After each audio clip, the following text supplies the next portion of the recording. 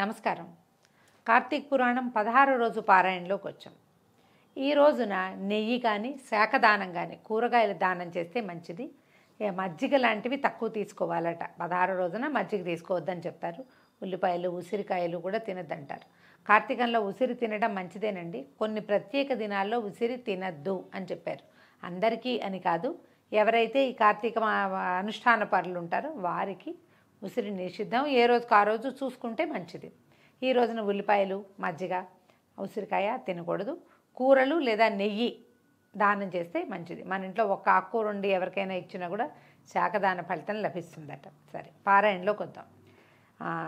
వశిష్ఠ మహాముని జనక రాజర్షికి చెప్తున్నారు, ఈ కార్తీక మాసంలో చేసే ఏ పుణ్యకార్యమైనా చిన్నదైనా కూడా అనంతమైన ఫలితాన్ని ఇస్తుంది. కార్తీకంలో ఏ విధమైన వ్రతాలు ఆరాధనలు చేయని వారు ఘోరమైన నరక బాధలను అనుభవిస్తారు. కార్తీక శుక్ల పాడ్యమి నుంచి కార్తీక బహుళ అమావాస్య వరకు 30 రోజులు రోజు ఒక దీపాన్ని ఆలయ ద్వారం దగ్గర కానీ దేవుని సమీపంలో కానీ పెట్టిన వాళ్ళు దైవ సాన్నిధ్యాన్ని పొందుతారు. ఆదివారం నాడు సూర్యారాధన చేసిన వారు సంతానాన్ని పొందుతారు. మామూలుగా మన కార్తీక సోమవారాలు విశేషం అనుకుంటాం కదా, ఆదివారం కూడా విశేషమేనట. కార్తీకంలో వచ్చే ఆదివారాలు సూర్యనారాయణమూర్తికి అర్ఘ్యమిచ్చి నమస్కారం చేసుకుని ఏదైనా ఆదిత్య హృదయం లాంటివి చదువుకుంటే మంచి ఫలితం లభిస్తుంది, సంతానం కలుగుతారని చెప్తున్నారు. దక్షిణ తాంబూలాలతో కొబ్బరికాయలను దానం చేస్తే బుద్ధిమంతులై జ్ఞానవంతులై వృద్ధి పొందుతారు. మనం తాంబూలంగా ఇచ్చేవి కొబ్బరికాయలు ఇవ్వచ్చు, పూర్ణఫలం కొబ్బరికాయలు. ఈ నెలలో ఎవరో ఒకళ్ళకి తాంబూలాలసం, కార్తీక మాసం మంచి రోజులు ఉపవాసాలు ఉంటాం, ఎవరైనా మన ఇంటికి వస్తారు. ముత్తైదుకి ఇచ్చినా, బ్రాహ్మణుడికి ఇచ్చినా, బ్రహ్మచారికి ఇచ్చినా, కన్యకి ఇచ్చినా ఈ 4 ఫలితాన్ని ఇస్తాయండి. జ్ఞానవంతులై బుద్ధిమంతులై వృద్ధి పొందుతారు. దీపస్తంభాన్ని చూసిన వారి పాపాలన్నీ సూర్యుని వలన చీకట్లు తొలగిపోయినట్టుగా తొలగిపోతాయి. దీపస్తంభము ఇప్పటిదాకా దీపస్తంభం రాలా, ఇప్పుడే చెప్తున్నారు. మామూలుగా మనం ఏం చేస్తాము, జ్వాలాతోరణాలు వెలిగిస్తాం, బోల్డ్ అనే దీపాలు పెడతాము. తర్వాత ఏమో దేవాలయంలో జ్వాలాతోరణం, ఆకాశ దీప దర్శనము, తర్వాత నెల 30వ రోజున వదిలిపెట్టేటువంటి దీపాలు, కార్తీక మన పౌర్ణమి నాడు వదిలిపెట్టే దీపాలు, వీటన్నిటితో పాటుగా దీపస్తంభాన్ని చూసినా కూడా ఒక స్తంభంలాగా ఎత్తుగా చేసి ధ్వజస్తంభం మీద పెట్టే ఆకాశ దీపం కాకుండా విడిగా, ఇది మనం ఇంట్లో కూడా చేసుకోవచ్చండి. మఠాల్లో, తర్వాత పీఠాలలో, క్షేత్రాలలో, దేవాలయాల్లో ఇలా దీపస్తంభాలు పెడతారు. వీళ్ళు కొంతమంది యాత్రలకు వెళ్ళినప్పుడు గమనిస్తే ఈ గోవా అటువైపు, అక్కడి నుంచి మహారాష్ట్ర వైపు, కొన్ని చోట్ల కర్ణాటకలో కూడా ఎత్తుగా దీపస్తంభ నిర్మాణం కనపడుతుంది. అదేంటంటే పెద్ద పిరమిడ్ లాగా ఉంటుంది, పైదాకా అన్ని దీపాలు ప్రమిదల్లాగా కనిపిస్తాయి. పర్వదినాల్లో దాని నిండా నూనె పోసి వెలిగిస్తారు. అవి రెడీగా ఉన్నవి. అలా కాకుండా ఆ రకమైన రెడీగా ఉన్న నిర్మాణాలు లేకపోతే మనమే ఒక స్తంభాన్ని నాటి ఏదైనా వెడల్పాటి దాని మీద ఒక పళ్ళెం పెట్టి దాని మీద దీపాలు పెడితే చాలా మంచిది. దీపస్తంభ దర్శనము, దీపస్తంభ సమర్పణ కూడా చాలా మంచివట. కార్తీక మాసంలో ఆలయానికి ఎదురుకుండా రాతితో కానీ చెక్కతో కానీ స్తంభాన్ని పాతి దాని మీద శాలిధాన్యము నువ్వులు కల ప్రమిదలో నేతిని పోసి దీపాన్ని పెట్టడమే కాకుండా దీపస్తంభ ప్రతిష్ఠ, ఇలా చేయడమే దీపస్తంభ ప్రతిష్ఠ. దీనివలన ఆ దీపస్తంభంగా ఉన్న మానుకి మానవునిగా పునర్జన్మ లభించిన కథ ఒకటి చెప్తాను వినమని చెప్తున్నారు వశిష్ఠ మహర్షి. ఇప్పుడు చెప్తున్నారు, మాతంగ మహర్షి ఆశ్రమంలో ఒక విష్ణు ఆలయం ఉండేదట. మాతంగ మహర్షికి ఈయనకే అమ్మవారు కుమార్తెగా జన్మించిందని ఆమెని మాతంగి అంటారని చెప్తారు. ఆ మాతంగ మహాముని తాలూకు కథే చెప్తున్నారు. ఈ విష్ణువాలయానికి కార్తీక మాసంలో మునులందరూ వచ్చి షోడశోపచారాలతో స్వామిని సేవించి కార్తీక మాస వ్రతాన్ని ఆచరిస్తున్నారు. ఇప్పుడు మనం కూడా ఎవరితోటిలోనా ఉసిరి చెట్టుందంటే వాళ్ళ ఇంటికి వెళ్ళి దీపారాధన చేసుకుంటాం. ఈ మహర్షి ఆశ్రమంలోనే సమీపంలో నది ఉంది. విష్ణువాలయం ఉండటంతో కార్తీక దామోదర సేవ చేసుకోవటం కోసం చాలామంది ఋషులు, మునులు, మునికుమారులు అందరూ వచ్చి ఇక్కడికి వచ్చి వ్రతం చేసుకుంటున్నారట. అయితే వాళ్ళల్లో ఒక వృద్ధుడైన మునీంద్రుడు మిగిలిన వాళ్ళతో ఏమన్నాడు, ఓ మునులారా, వచ్చే కార్తీక పౌర్ణమి నాడు ఆలయంలో దీపస్తంభాన్ని పెడదాం, అలా పెట్టడం అత్యంత పుణ్యప్రదమైన పని కదా అని అన్నాడు. సరే, మునులందరూ దీపస్తంభం పెట్టడానికి అంగీకరించారు. చుట్టూతా చాలా పెద్ద అరణ్యం ఉందట. లతలు, తీగలు, చెట్లు, మానులతోటి చాలా విశేషమైన అరణ్య ప్రాంతం. అయితే ఏం చేశారు, చాలామంది బ్రహ్మచారులంతా కలిసి అడవిలోకి వెళ్ళి ఒక పొడవైన మానుని వెతికారు. అయితే వీళ్ళకి ఎట్లా కనపడింది, ఒక ఎండిన మాను విరిగి పడి సిద్ధంగా ఉన్నది ఒకటి కనిపించింది. అది ఎట్లా ఉందట, అటు ఇటు చిల్లలు లేకుండా ఒక పొడవాటి మొద్దులాగా ఉన్నదన్నమాట. అయ్యో, విశేషంగా మనం చెట్లు నరికే శ్రమ లేకుండా, చెట్టు ఏదైనా నరికి దాన్ని సిద్ధం చేసుకునే శ్రమ లేకుండా మనకి సిద్ధంగా ఉన్నది దొరికిందని చెప్పి వీళ్ళు ఏం చేశారు, ఆ చెట్ల మధ్యలో పడి ఉన్నటువంటి ఒక మొద్దుగా ఉన్న ఒక మానుని తీసుకొచ్చుకున్నారట. తీసుకొచ్చి ఏం చేశారు, అది దేవాలయం ఎదురకుండా పాతి పెట్టారు. అది ఎంతుంది, సుమారుగా ఒక 5 అడుగుల ఎత్తుంది. బాగా ఒక మనిషి బలాఢ్యుడైన వాడు కావులించుకుంటే వాడి చేతులు అందనంత పొడవైన వాడు, ఒక 6 అడుగులు పొడుగున వాడు కావలించుకుంటే వాడి చేతులు అందవట, అంతలా ఉంది మొద్దు. పెద్దది ఉందన్నమాట. బాగా అంటే ఒక మంచి వల ఉంది, ఎక్కువ వలయంలో ఉన్నది అని, సర్కంఫరెన్స్ ఎక్కువగా ఉందన్నమాట చుట్టుకొలత. అయితే దాన్ని తీసుకొచ్చి ఆలయం ముందు పాతిపెట్టారు. దాని మీద శాలిధాన్యము నువ్వులతో కూడినటువంటి నేతి ప్రమిదతో దీపాన్ని వెలిగించారు. శాలిధాన్యం పోశారు.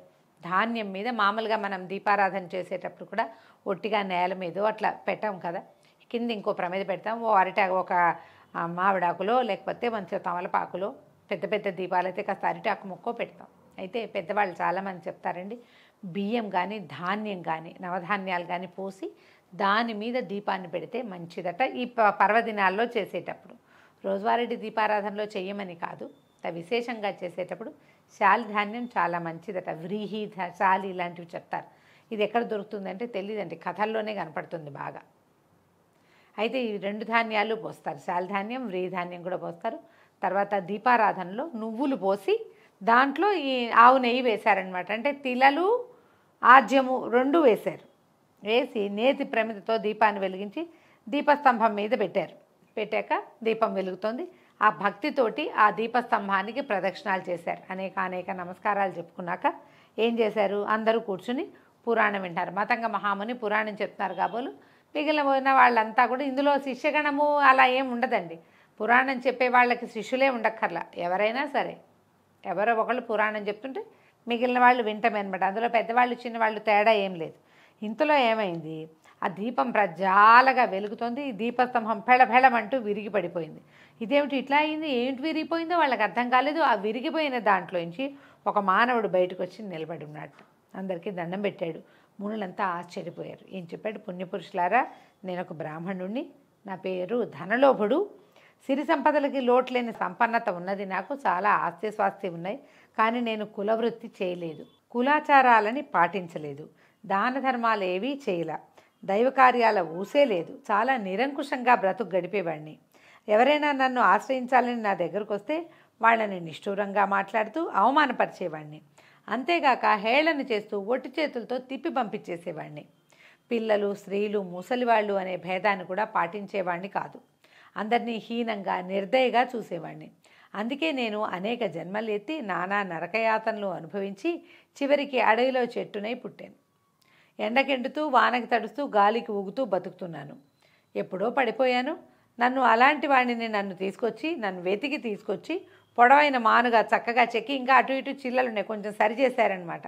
ఆలయం ముందు నిలబెట్టారు. నా మీద నేతి దీపాన్ని వెలిగించి కూడా పెట్టారు.